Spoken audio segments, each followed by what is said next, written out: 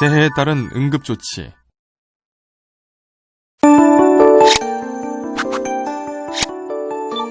이번 시간에는 재해 발생과 응급조치, 사고 시의 응급조치, 응급처치에 대해 살펴봅니다. 이를 통해 재해의 발생과 원인, 사고의 발생과 응급조치, 응급처치 요령에 대해 자세히 알아보시기 바랍니다. 그럼 본격적인 학습을 시작해볼까요?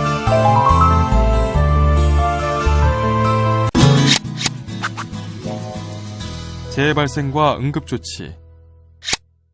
여러분, 사고나 재해는 어떻게 발생할까요? 무리한 작업을 한다거나 조금은 위험한 줄 알지만 이것이 빠른 방법이라고 생각하여 안전수칙을 무시하게 되면 재해가 발생하여 부상을 당하거나 생명을 잃을 수도 있습니다.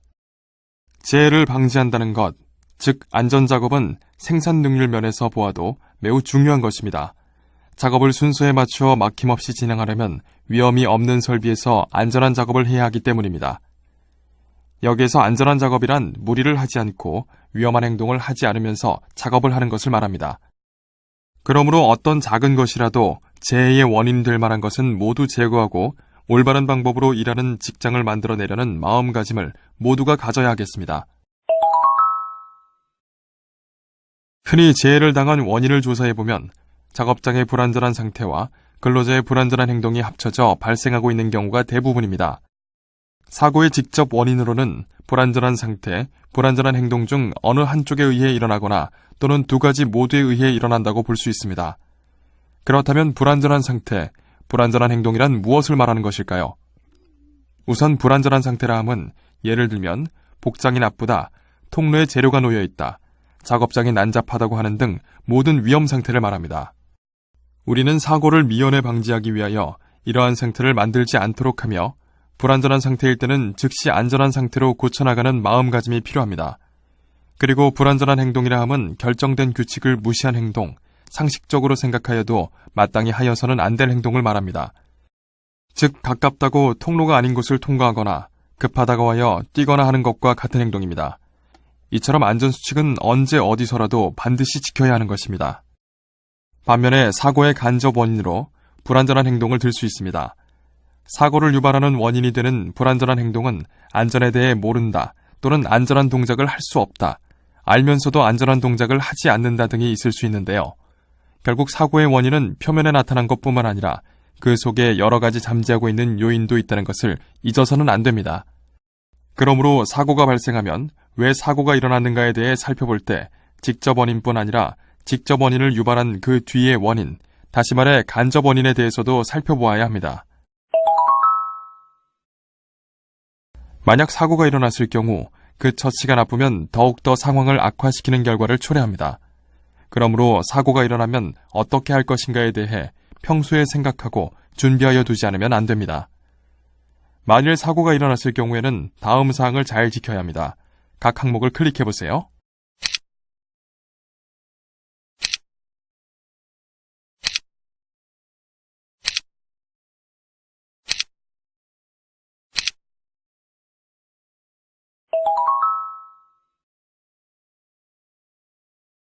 부상자가 발생하면 대부분의 사람들은 당황하게 되며 특히 피를 보면 냉정하게 판단하지 못하고 응급처치의 절차를 잘못하여 구해야 할 생명도 구하지 못하게 될 수 있습니다. 응급처치도 작업 순서와 마찬가지로 표준 순서를 지켜야 합니다. 먼저 직장의 설비, 기타 상황을 잘 알아두고 다음으로 응급상자는 잘 정리하고 보관 장소를 잘 알아둡니다. 그런 다음 부상자가 발생했을 때의 연락 방법을 정확하게 알아두고 마지막으로 기본적이고 긴급에 요하는 처치에 대해서 정확하게 알아둡니다. 이와 관련해서는 제시된 버튼을 클릭하여 상세 내용을 확인해보세요.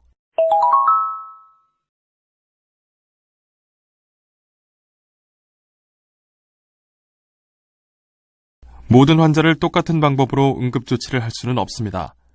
호흡곤란 시, 의식불명 시, 맥박 정지 시, 쓰러졌을 때 어떻게 응급조치를 해야 하는지 각 항목을 클릭해보세요.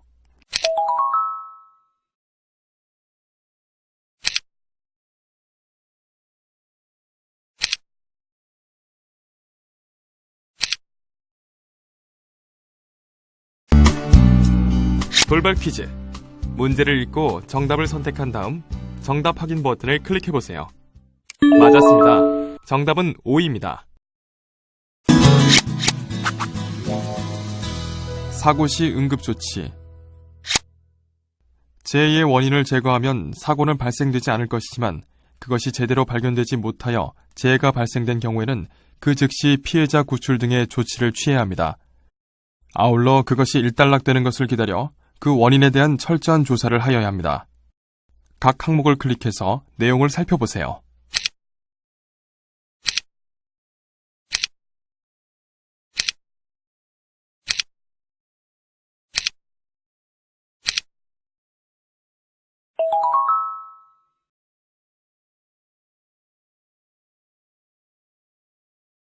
앞서 살펴본 것과 같이 일련의 조치를 신속하게 강구하기 위해서는 평소부터 사고 발생에 대비한 연구와 훈련을 하여야 합니다.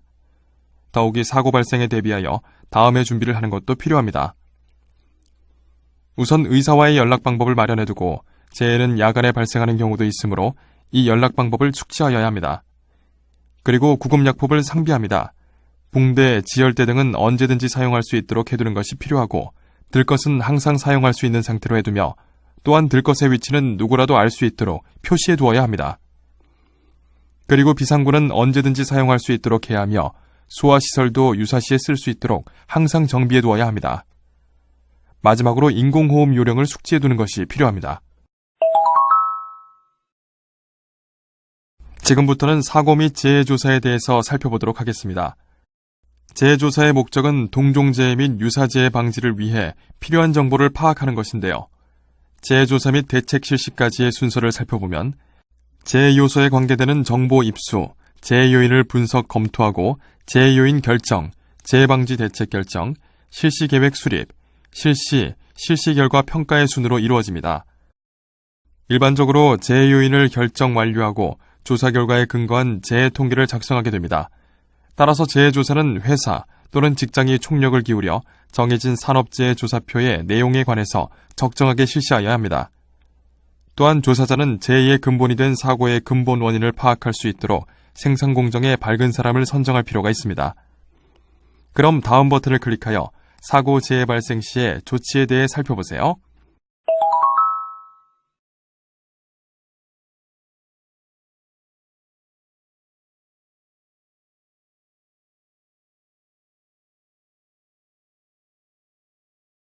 사고 및 재해 조사 시 어떤 점을 유의해야 하는지 살펴보도록 하겠습니다.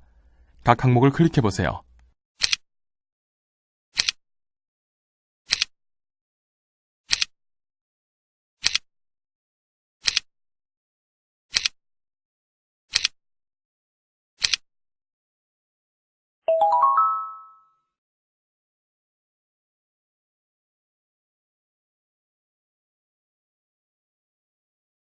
사고 원인은 직접 원인과 간접 원인으로 나눠볼 수 있는데요. 직접 원인은 불안전한 상태 및 불안전한 행동에 의해 구성되고 간접 원인은 노무관리 및 안전보건관리상의 결함에 의해서 구성됩니다. 한편 물적 객관적 자료의 미비로 인하여 확실한 재해 원인을 밝힐 수 없는 경우가 있는데 이런 경우에도 재해 유발 요인을 상세히 밝힘으로써 향후 재해 재발 방지에 도움을 줄 수 있도록 해야 합니다. 다음으로 살펴볼 내용은 응급처치인데요. 응급처치란 사고나 병으로 갑자기 환자가 발생하였을 때 의사의 치료를 받기까지 그 환자에게 행하는 적절한 처치를 말합니다. 이러한 응급처치법 교육의 목적은 사고 환자의 재해 상태 악화를 지연 또는 해소하는 데 있으며 적절하게 실시된 응급처치와 적당한 운반 방법은 부상자나 환자의 악화를 방지하며 그의 회복을 빨리 하는 데 도움을 줍니다. 즉 응급처치를 잘하느냐 못하느냐에 따라서 그 환자가 사느냐 죽느냐, 회복이 빠르냐 장기 입원을 하게 되느냐 또는 불구자가 되느냐의 판가름이 되는 것입니다. 또한 의사의 치료를 받기 전까지의 응급적인 처치가 끝나야 하며 응급처치원은 의사에게 인계한 후에는 모든 것을 의사의 지시에 따라 행동하여야 합니다. 응급처치원은 다음 사항을 지켜야 합니다. 생사의 판정은 하지 않도록 하며 원칙적으로 의약품의 사용은 피해야 합니다. 또한 정확한 응급처치 방법을 숙지하여 처치하고 그 다음은 반드시 의사의 치료를 받도록 해야 합니다. 만약 응급처치를 신속하고 정확하게 실시하는 경우에는 다음 사항을 반드시 유의하여야 합니다. 우선 긴급히 처치하지 않으면 생명을 빼앗기게 되는 환자, 즉 호흡정지, 대출혈, 중독 등의 환자는 우선순위로 처치하도록 합니다. 다음으로 환자의 정확한 상태 조사와 올바른 자세를 취하도록 해야 합니다. 그리고 환자의 체온을 유지하도록 노력하여야 합니다. 이것은 쇼크 방지에 절대적으로 필요한 사항입니다. 다음으로 음료를 준비하는데 환자가 마실 수 있을 정도로 따뜻한 것이면 좋습니다. 이것으로 잃어버린 체온을 회복하는 데 도움이 되도록 합니다. 단 의식이 없는 환자에게 음료 공급은 절대 금지입니다. 다음으로 의사, 구급차, 가족에게 연락을 취하도록 합니다. 언제 어디서 누가 어떻게 되었는가를 요령 있게 통보하고 의사에게 연락이 되었을 때는 환자의 상태, 실시한 응급처치의 내용 등을 알리고 다음의 처치에 대한 지시를 받도록 합니다. 가족에게는 상대를 확인한 후 자기의 성명을 밝히고 환자의 상태를 간단히 알려주어야 하는데요. 가족에게는 되도록 불안감을 주지 않도록 하며 운반한 병원명, 장소, 전화번호 등을 알려주고 환자의 전원 등을 알리는 것이 필요합니다. 또한 응급상황 발생 시 응급처치를 혼자서 전부하기는 힘듭니다. 따라서 환자 발생 시 협력자를 구하여 연락, 운반, 군중정리, 교통정리, 처치보조 등의 도움을 받도록 합니다. 어떠한 때라도 환자는 안정을 요합니다. 구경하는 사람이 응급처치를 하는데 방해가 되지 않도록 하며 환자를 운반할 때는 서두르지 말고 환자의 마음을 가라앉히고 되도록 환자의 상처를 건드리지 않도록 주의하여 조용히 운반하도록 해야 합니다.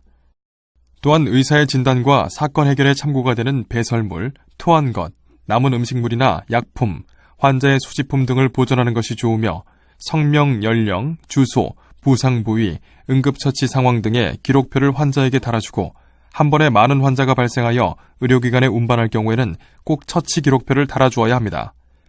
전체 보기 버튼을 클릭하여 다시 한번 확인해보세요.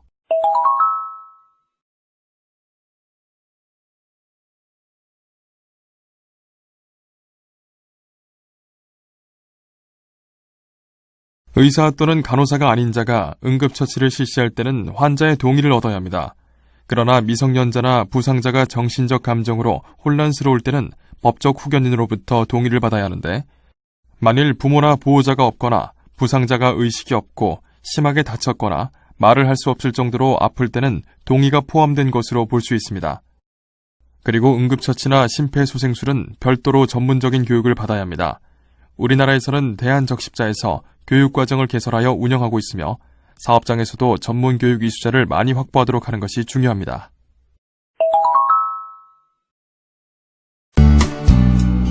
돌발 퀴즈. 문제를 읽고 정답을 선택한 다음 정답 확인 버튼을 클릭해보세요. 맞았습니다. 정답은 O입니다. 응급처치. 응급처치의 정의에 대해 알아보도록 하겠습니다. 응급처치란 안전사고로 인한 부상 및 질병으로 인하여 생명이 위급하고 긴박한 상황에 처해 있는 사람에게 가해지는 즉각적이고 임시적인 처치를 말하는데요. 응급처치를 하는 목적은 환자의 생명을 구하고 유지하며 부상이나 질병이 더욱 악화되는 것을 방지하는 데 있습니다. 그리고 재해자의 고통을 가능한 한 경감시키기 위한 것입니다. 응급처치를 위해서는 훈련이 필요한데요.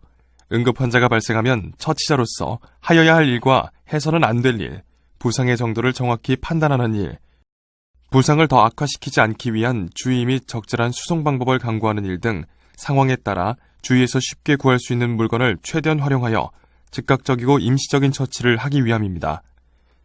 따라서 종업원은 예기치 않은 안전사고에 대비하여 응급처치 요령을 완전히 습득하여야 합니다. 응급처치의 일반적 원칙은 모든 환자에게 적용되는데요. 환자를 위험지역에서 안전지역으로 옮기거나 환자 주위에 있는 위험물을 제거하고 호흡정지, 심한 출혈, 쇼크, 음독 또는 중독, 화상 등 가장 긴급을 요하는 환자부터 처치합니다. 그리고 기도 유지를 위해 기도가 직선이 되도록 환자의 턱을 위로 올려 개방된 상태를 유지하여야 하며 질식을 막기 위해 기도 내의 이물질을 제거하고 호흡을 자유롭게 합니다. 만약 출혈이 계속되면 생명을 잃게 되므로 즉시 지혈하여야 하며 뇌의 손상이 의심되는 경우에는 출혈 부분보다 머리를 높게 하도록 합니다. 다음으로 쇼크를 예방 및 치료하고 먼지나 세균의 침입을 막기 위해 드레싱을 하며 소독된 것이 없을 경우에는 가장 깨끗하다고 생각되는 재료를 사용하도록 합니다. 추가적으로 제시된 6가지 원칙도 자세히 살펴보세요. 지금까지 살펴본 내용을 퀴즈를 통해 점검해보는 시간을 가져보도록 하겠습니다. 문제는 총 3문항이 제시됩니다. 제시된 문제를 읽고 정답을 선택한 후 정답 확인 버튼을 클릭하세요.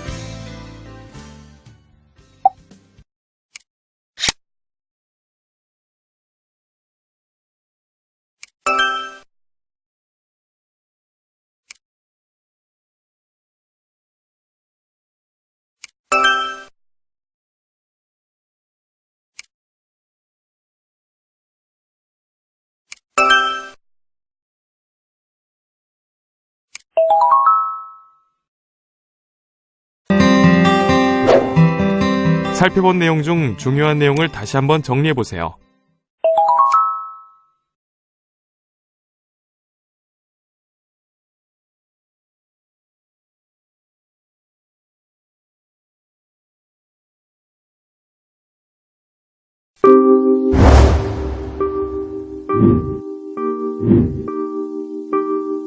이것으로 재해에 따른 응급조치에 대한 학습을 마치겠습니다.